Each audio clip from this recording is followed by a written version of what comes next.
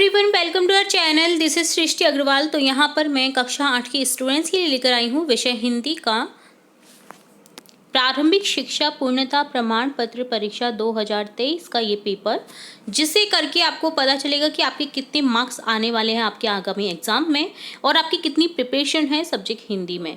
तो पूरा पेपर बहुत इंपॉर्टेंट होने वाला है आगामी एग्जाम के लिए। तो फटाफट से स्टार्ट करेंगे बिना देरी के इस पेपर को। सबसे पहले आपको मिलेंगे खंड ए में वस्तुनिष्ठ प्रश्न। तो यहाँ पर बहुविकल्पीय प्रश्न है जिसमें से एक विकल्प को आपको करेक्ट करने पर ब्रैकेट में लिखना है। तो फर्स्ट क्वेश्चन है, ध्वनि कविता के रचयिता कौन है। बहुत अच्छे से हमें पढ़ रखी है ये कविता, सभी चैप्टर लगभग आपके मैंने पढ़ा रखे हैं सब्जेक्ट हिंदी के। तो यहाँ पर आपको आंसर पता होना चाहिए इसका क्या है। सूर्यकांत त्रिपाठी, निराला। बदलू किसकी चूड़ियाँ बनाता था। लाख की चूड़ियों से लिया गया है ये चैप्टर। तो चैप्टर का क्वेश्चन है ये लाख की चूड़ियों का, तो जिसमें आंसर हो जाएगा लाख की चूड़ियाँ। बस की यात्रा पाठ में कितने मित्रों ने तय किया कि शाम 4 बजे की बस से चले। ऑप्शन हो जाएगा करेक्ट, 5 मित्रों ने। दीवानों की हस्ती कविता के रचयिता कौन है। भगवती चरण वर्मा। बहुत इंपॉर्टेंट प्रश्न है ये भी। किस दुनिया को लेखक अरविंद कुमार सिंह ने अजीबोगरीब कहा। पत्रों की दुनिया को।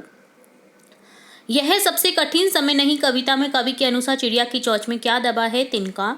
कामचोर कहानी में पलंग पर दुपट्टे से मुंह ढाके कौन सो रही थी। आंसर हो जाएगा हज्जन माँ। सुदामा की दीन दशा देखकर कौन रोने लगे। श्री कृष्ण। सुदामा चरित पाठ से लिया गया है ये भी। हिंदी विशेषणों की सामान्यतः कितने प्रकार माने गए हैं।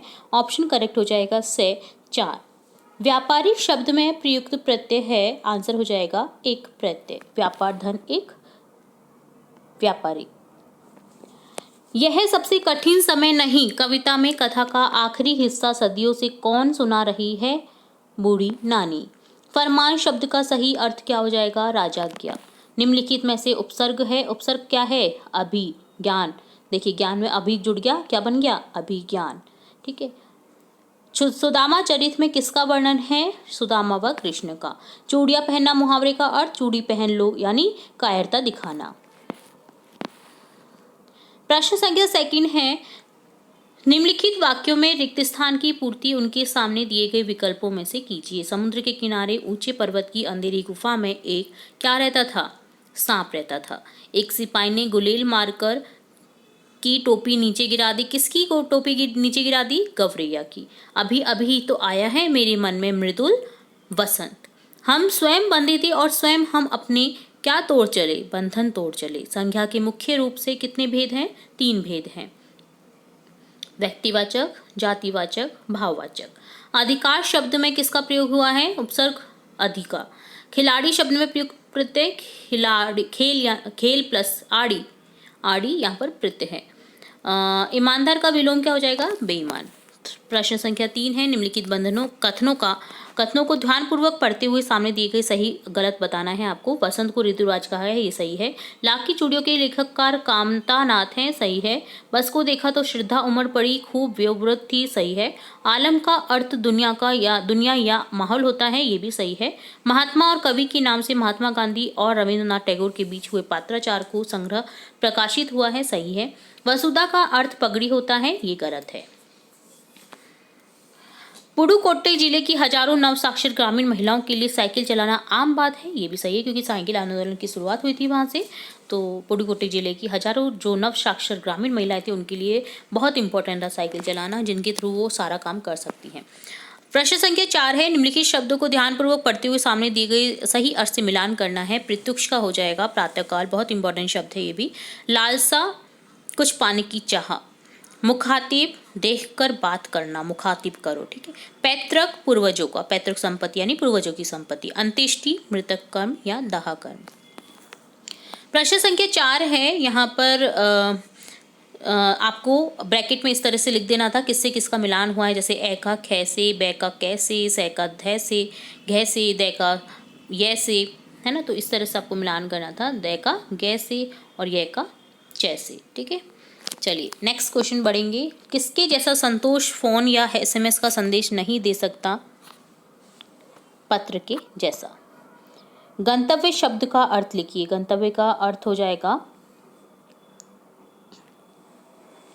तो गंतव्य शब्द का अर्थ यहाँ पे जाने का रास्ता है ना, गंतव्य, तो इसको लिखना था।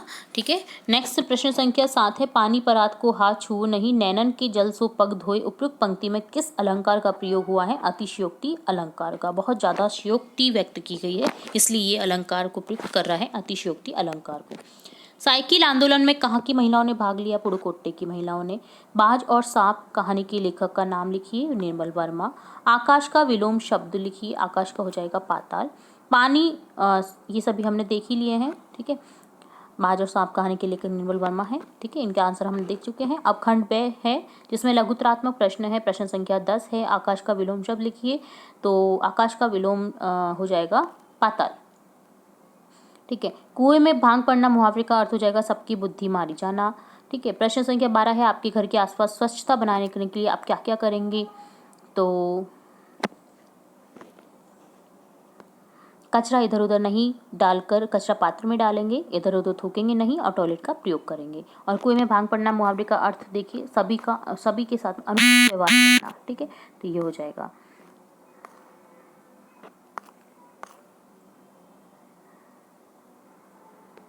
चलिए नेक्स्ट देखेंगे, सड़क पर वाहन चलाते समय किसी भी वाहन चालक को किन किन बातों का ध्यान रखना चाहिए? कोई 2 सुझाव लीजिए। तो वाहन चलाते समय मोबाइल का प्रयोग ना करें, यातायात नियमों के अनुसार वाहन की स्पीड रखें।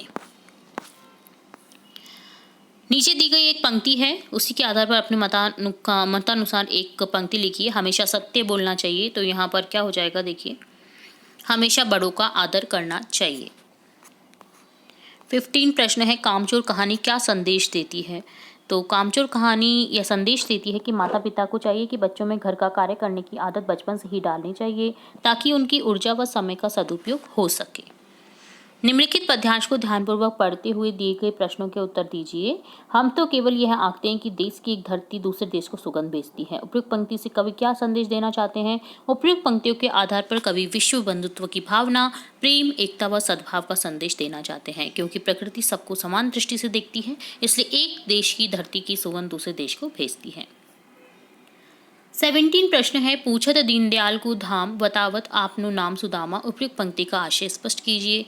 तो यहाँ पर आंसर लिख देंगे। उपयुक्त पंक्तियां सुदामा चरित पाठ से ली गई है, जिसमें द्वारपाल द्वारिकाधीश श्री कृष्ण को संदेश दे रहा है कि द्वार पर एक गरीब ब्राह्मण श्री कृष्ण का नाम पूछ रहा है और अपना नाम सुदामा बता रहा है। उपयुक्त गद्यांश, आपको एक गद्यांश दे रखा है। ठीक है, तो इसे आपको रीड करना है, इससे रिलेटेड क्वेश्चन आपको पूछा गया है। उपयुक्त गद्यांश के आधार पर बताइए कि यूरोपीय और भारतीय आदर्शों की मिलन भूमि किसे बताया है? तो आपको आंसर करना है। निम्नलिखित गद्यांश को पढ़कर आपको उत्तर देना है। तो यहाँ क्या यही भारतवर्ष है जिसका तो यहाँ पर यूरोपीय और भारतीय आदर्शों की मिलन भूमि किसे बताया है? भारत भूमि को। ठीक है, नेक्स्ट क्वेश्चन है, उपयुक्त गद्यांश के आधार पर बताइए कि भारतवर्ष को किसके सपनों का भारत कहा गया है? तो आंसर हो जाएगा, भारतवर्ष को महान मनुष्यों के सपनों का भारत कहा गया है। खंड से है जिसमें क्वेश्चन 20 है।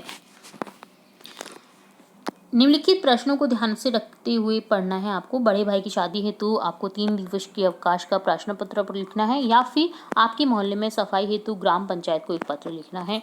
तो कोई भी आप एक प्रश्न करें, तो आपको एक प्रश्न करना है कोई भी।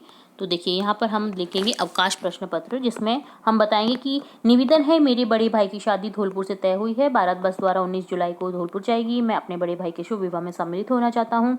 इस कारण मैं 3 दिन तक विद्यालय में उपस्थित नहीं हो सकता। अतः प्रार्थना है कि मुझे 18 से 20 तारीख तक 3 दिन का अवकाश देने की अनुग्रहित करें। प्रार्थी राहुल, कक्षा और दिनांक लिख देनी है। तो इसके अलावा आप लेटर है वो भी लिख सकते हैं। ठीक है, आप लेटर को, इस वाले लेटर को हमारे चैनल की प्लेलिस्ट से चेकआउट कर सकते हैं। हमारे चैनल की प्लेलिस्ट में आप देखें जरूर से, इंपॉर्टेंट जो भी प्रार्थना पत्र हैं वो बताए गए हैं, निबंध लेखन बताया गया है। बहुत सारे सब्जेक्ट से रिलेट हमने हिंदी, इंग्लिश, संस्कृत के सभी के निबंध लेखन प्रार्थना पत्र बताए हैं। तो आप एक बार जरूर से हमारी प्लेलिस्ट को चेक करें। नेक्स्ट है, निम्नलिखित में से किसी एक विषय पर संक्षेप में कहानी लिखिए। प्यासा कौवा, चालाक लोमड़ी, कछुआ खरगोश। तो हमने कछुआ खरगोश तो बहुत बार देख रखी है। अब यहाँ पर हम एक देखेंगे देखिए खरगोश और कछुआ, फिर से एक बार आप देख सकते हैं इस कहानी को जी। क्या होता है कि किसी जंगल में तालाब के किनारे खरगोश कछुआ रहते थे। दोनों में अच्छी मित्रता थी। खरगोश को अपनी चाल पर घमंड था, इसलिए वह कछुआ की धीमी चाल का मजाक उड़ाता था। एक दिन कछुआ ने खरगोश से कहा कि तुम मेरा मजाक क्यों उड़ाते हो, क्यों ना हम दोनों में दौड़ हो जाए। खरगोश दौड़ने के लिए राजी हो गया। दौड़ प्रारंभ हुई। खरगोश दौड़कर बहुत आगे निकल गया। उसने देखा कि कछुआ अभी काफी पीछे है, तो क्यों ना रेस्ट कर लिया जाए, विश्राम कर लिया जाए। तब वह एक पेड़ के नीचे सुस्ताने लगा और वहां पर ही सो गया। कछुआ अपनी धीमी चाल से लगातार चलता रहा। वह कछुआ धीमी चाल से चलते हुए खरगोश से आगे पहुंच गया। जब खरगोश सोकर उठा तो उसे कछुआ कहीं नजर न आया। वह तेजी से दौड़ा तो उसने देखा कि कछुआ तय स्थान पर पहले ही पहुंच गया था। इससे खरगोश ने अपनी हार मान ली। इससे इसको शिक्षा मिलती है सभी को कि घमंड नहीं करना चाहिए, किसी का मजाक नहीं उड़ाना चाहिए। कब कौन आगे निकल जाए ये आपको भी नहीं पता। तो या फिर आप ये कर सकते हैं प्यासा कौवा की। एक जंगल में एक कौवा था जिसे बहुत ज़्यादा प्यास लग रही थी, गर्मी का मौसम था, तो वो इधर उधर भटकने लगा पानी की तलाश में। तो उसे एक घड़ा दिखाई दिया। घड़े में बहुत कम पानी था। कम पानी होने के कारण वो पी नहीं सकता था उस पानी को। तो उसने एक उपाय सोचा। उसने पास के पड़े हुए जो कंकड़ थे, पेबल्स थे, उसमें बारी बारी से अपनी चोंच से डाला। तो पानी का जो स्तर है वो ऊपर हो गया, जिससे कि वो उसे पी सका और अपनी प्यास बुझा सका और वह वहाँ से उड़ जाता है। एक चालाक लोमड़ी के बारे में आपने देखा ही होगा, चालाक लोमड़ी। तो ये भी आप कर सकते हैं। तो कोई सी भी आपको कहानी करनी हो ना तो आप वो कर सकते हैं, ठीक है। अगला प्रश्न है, निम्नलिखित में से किसी एक विषय पर 100 से 150 शब्दों में निबंध लिखिए। आपको कोई भी एक निबंध लिखना है। स्वच्छ भारत अभियान, कंप्यूटर शिक्षा, कोरोना महामारी, होली का त्योहार। हमने लगभग सभी निबंध हमारी चैनल की प्लेलिस्ट में ऐड कर रखे हैं। आप जरूर से वहाँ पर चेकआउट कर सकते हैं। यहाँ पर हम देखेंगे होली का त्योहार, ठीक है। तो सबसे पहले आपको निबंध में ध्यान रखना है, आप कभी भी लिखेंगे ना, किसी भी निबंध शीर्षक में हो, वहाँ पर प्रस्तावना आपको लिखना बहुत जरूरी होता है। भारत में बहुत से त्योहार मनाए जाते हैं। हिंदू के त्योहार में रक्षाबंधन, दशहरा, दीपावली और होली प्रमुख त्योहार गिने जाते हैं। इन त्योहारों में होली का अपना महत्वपूर्ण स्थान है। विशिष्ट त्योहार, बसंत ऋतु का सर्वप्रथम त्योहार बसंत पंचमी है। उसके पश्चात होली आती है। माघ की पूर्णिमा की होली रोपण होता है तथा फाल्गुन मास की पूर्णिमा को होली जलाई जाती है। मनाने का तरीका, इस अवसर पर नए पके हुए अन्न को होली की आग में भूनते हैं और इस भुने हुए अन्न अर्थात आख्तों को आपस में वितरित करते हैं। संस्कृत भाषा में आग में भुने हुए अध पके अन्न को होलक कहते हैं। इसी कारण से इस त्योहार को होलिकोत्सव या होली कहते हैं। कुछ लोग इस त्योहार का समृद्ध प्रहलाद की भुआ होलिका से स्थापित करते हैं। इसके पीछे मनाने की कोई बात नहीं है या कोई भी बात रही हो, लेकिन ये त्योहार प्राचीन काल से मनाया जाता है। होली खेलना, होली का दहन के बाद लोग रंग अबीर से होली खेलते हैं। कुछ लोग होली की राख मिट्टी भी लगाते हैं। अपराह्न में स्नान, भोजन इत्यादि करने के बाद सभी लोग नवीन वस्त्र धारण कर एक दूसरे के यहाँ पर जाते हैं और मिलकर शुभकामनाएं व्यक्त करते हैं। अब लास्ट में किसी भी निबंध में आपको लिखना होता है उपसंहार, जिसमें लिखेंगे देश और स्थान के भेद के अनुसार भारत में इस पर्व को मनाने की विधियों में थोड़ा बहुत अंतर है। ब्रज में कई दिनों तक होली खेली जाती है। ब्रज की लठमार होली बहुत प्रसिद्ध है। यह रंगों का मनभावन त्योहार, मेल मिलाप के त्योहार के रूप में प्रसिद्ध है। तो इस तरह से आप कोई भी निबंध लिख सकते हैं। आपको ध्यान रखना है उसके पॉइंट्स के बारे में। पॉइंट्स में अगर आप डिवाइड करते हुए निबंध को लिखेंगे तो आपके एक भी मार्क्स नहीं कटेंगे, ठीक है। जैसे 8 नंबर का तो आपको 8 ही नंबर मिलेंगे, ठीक है। इस चीज़ का ध्यान रखिएगा। तो इस तरह से डन होता है आपका सब्जेक्ट हिंदी का ये पेपर। उम्मीद है आपको पूरा पेपर अच्छे से समझ आया होगा। फिर भी अगर किसी क्वेश्चन में कोई डाउट रहता है तो आप हमें कमेंट बॉक्स में कमेंट करके पूछ सकते हैं। फिर मिलेंगे एक नई वीडियो के साथ, तब तक के लिए धन्यवाद।